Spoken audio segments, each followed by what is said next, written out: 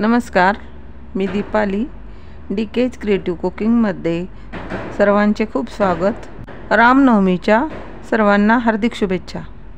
चैत्र शुक्ल नवमी या दिवशी श्रीरामाचा जन्मोत्सव साजरा केला जातो। मंदिरात पाळण्यात श्रीरामाची मूर्ती ठेवून पाळणा म्हणतात, गाणी म्हणतात आणि नंतर सुंठवड्याचा प्रसाद वाटतात। तर ह्या दिवशी सुंठवडाच का करतात?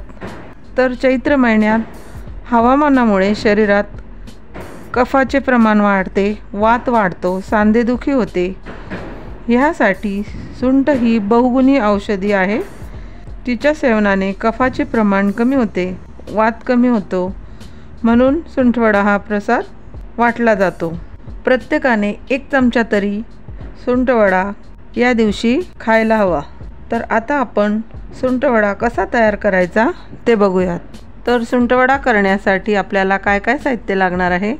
1 वाटी सुकं खोबरं किसून घेतलेलं, 5 ते 6 काजू, 5-6 बदाम, वेलची 2-3, 1 चमचा खसखस, 1 चमचा तीळ, 1 चमचा बडीशोप, खारीक 2 चमचे, धने 1 चमचा आणि सुंठ घेतलेली आहे आणि खडी साखर लागणार आहे आपल्याला यासाठी। सुरुवातीला खारीकचे तुकडे आपण थोडे गरम करून घ्यायचे। गॅस एकदम कमी ठेवून आपल्याला सर्व भाजायचं आहे।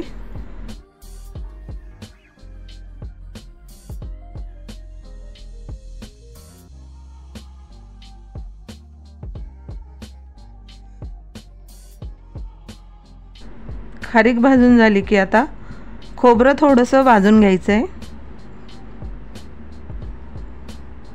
जास्त काळं नाही करायचं, थोडंच भाजायचं।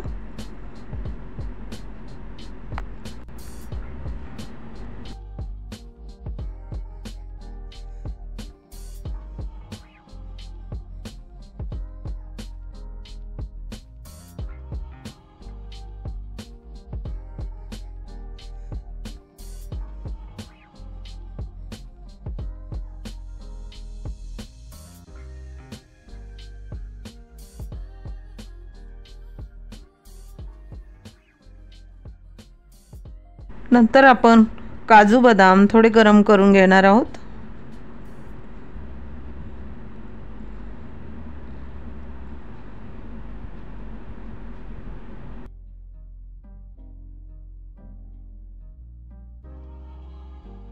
धणे करून घ्यायचे गरम थोडेसे।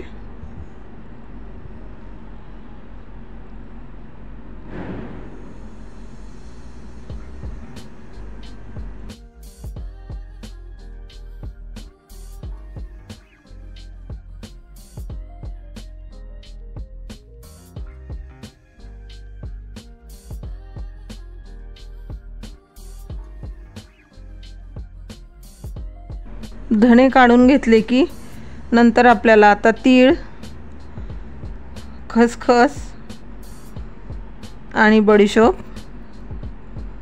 थोडी गरम करून घ्यायची आहे। हे गरम करून घेतल्यामुळे प्रसाद जास्त दिवसही राहिला तरी तो खराब होणार नाही, म्हणून आपल्याला सर्व थोडं थोडं गरम करून घ्यायचं आहे। आणि सुंठ आधी खलबत्त्यामध्ये थोडी फोडून घ्यायची आपल्याला।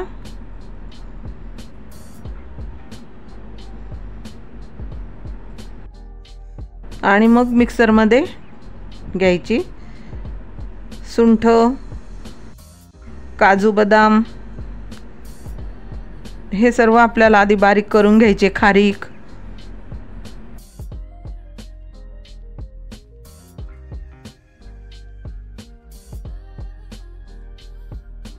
आणि नंतर त्यामध्ये खोबरं, धणे आणि खडी साखर टाकायची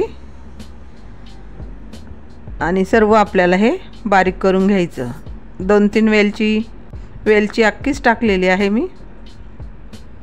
आपण सर्व बारीक करून घेतलेलं आहे। खूप एकदम बारीक पावडरही नाही बनवायची, थोडं जाडसर राहू द्यायचं। आणि आता काढून घेणार आहोत। थोडं भाजलेलं खोबरं मी काढून ठेवलेलं आहे, त्यामध्ये आपण ते मिक्स करायचं। थोडी खडी साखर टाकायची आहे अख्खी त्यामध्ये।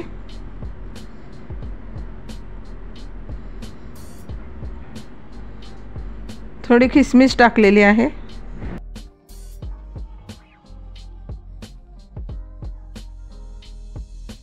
आणि बदाम आणि पिस्त्याचे काप टाकले थोडे।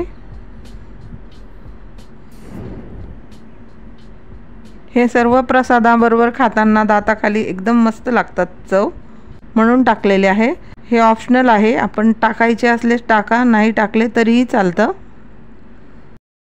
आणि आपला प्रसाद सुंठवडा तयार आहे। व्हिडिओ आपल्याला आवडल्यास लाईक करा, कमेंट करा आणि चॅनलला सबस्क्राईब करा।